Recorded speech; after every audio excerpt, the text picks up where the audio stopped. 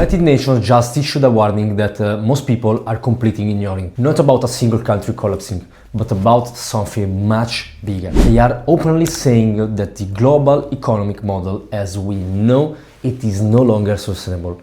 And when institutions like the United Nations start talking about systemic transformation and restructuring the global financial architecture, you should pay a lot of attention. Because when global institutions talk about redesigning the system, it usually means the rules are going to change completely. I'm Matteo Maglia, Partnership Manager at GloboBanks, the banking introduction company for international accounts. Now, let's slow this down. What did the United Nations actually say? In their latest economic outlook discussions, senior officials warned that global debt levels are at historic heights. Growth is slowing across major economies, inequality is rising, geopolitical fragmentation is accelerating, and the current economic framework is under stress. They are not predicting a random recession, they are talking about structural imbalance. Global sovereign debt is above $300 trillion.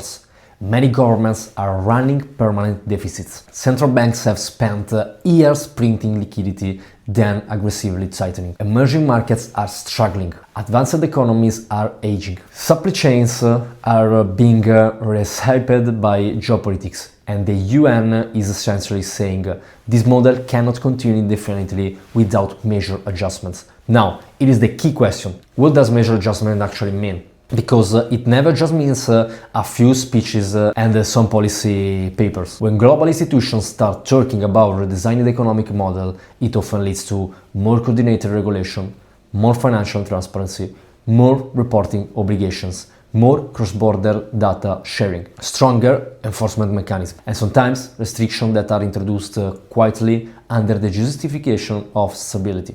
History teaches us something very simple. When systems get stressed, governments react. And when governments react, financial rules change. Think about the 2000 days. Think about capital controls in Europe. Think about sudden banking restrictions in different parts of the world over the last decade. Or, for example, think about how quickly accounts can be frozen under compliance review. Think about how de-risking policies have expanded. None of these things happens when everything is calm. They happen when systems are under pressure. And if we move into 2026 with high global debt, persistent inflation risks, geopolitical tensions, regional conflicts, fragmented trade alliances, or for example, tightening financial oversights, well, then the probability of financial system adjustments increases. Now, let me be very clear. This is not about fear. This is not about conspiracy. This is about understanding incentives. Governments need control when volatility rises. Banks become more conservative when regulators tighten. Compliance departments become more aggressive when risk perceptions increases. And international capital flows get structured more heavily. This affects everyone, but it affects entrepreneurs and high net worth individuals even more. Why? Well, because the larger your transactions, the more jurisdiction you operate in, the more international your structure is, the more visible you are to the system. And when the system tightens, visibility becomes exposure. We are already seeing signs of this. Like, for example, more account reviews, more requests for updated documentation, more enhanced due diligence, more transaction monitoring, more cross-border reporting under global frameworks. And institutions like the UN, the United Nations, are effectively telling governments coordination is necessary. And coordination means alignment. Alignment means standardized rules. Standardized rules mean less flexibility. Now, so ask yourself this. If the economic framework is going to be rebalanced, where does that leave private wealth? Where does that leave cross-border entrepreneurs? Where does that leave internationally mobile capitals? The answer is very simple. It leaves you in a position where preparation matters more than ever. Preparation does not mean panic. Preparation means structure, means diversification. It means understanding jurisdictional differences. Preparation means not keeping everything in one single country, not relying on one banking relationship, not assuming that rules of today will remain unchanged tomorrow. Because the truth is this. The world is becoming more interconnected and more controlled at the same time.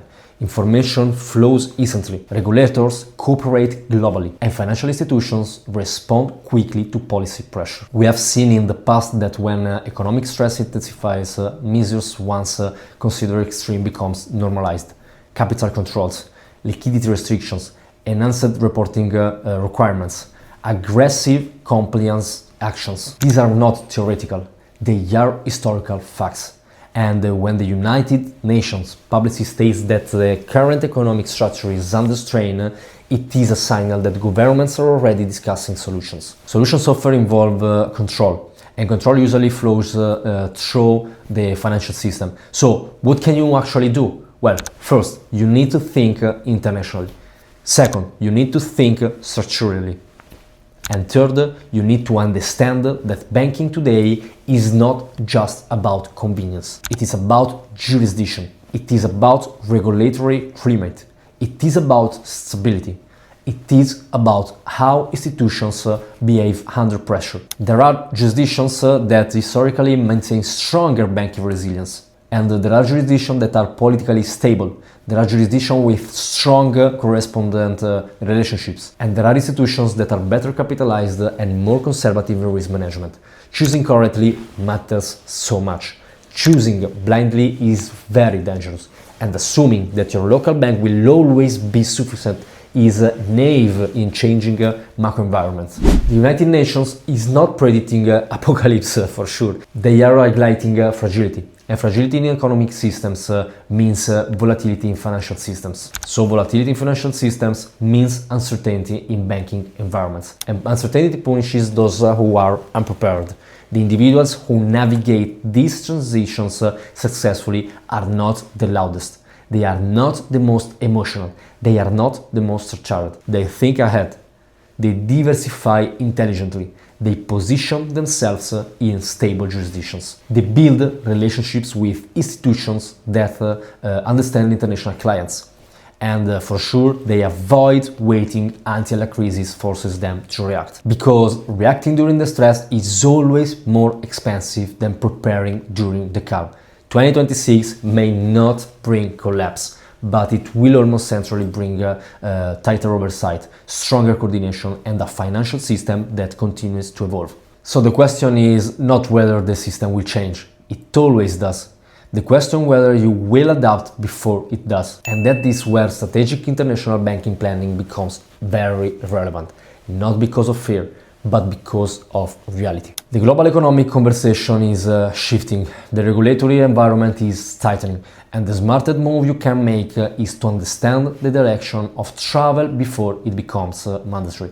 Stay very informed, stay structured, and above all, stay very prepared. Let's see in the next video.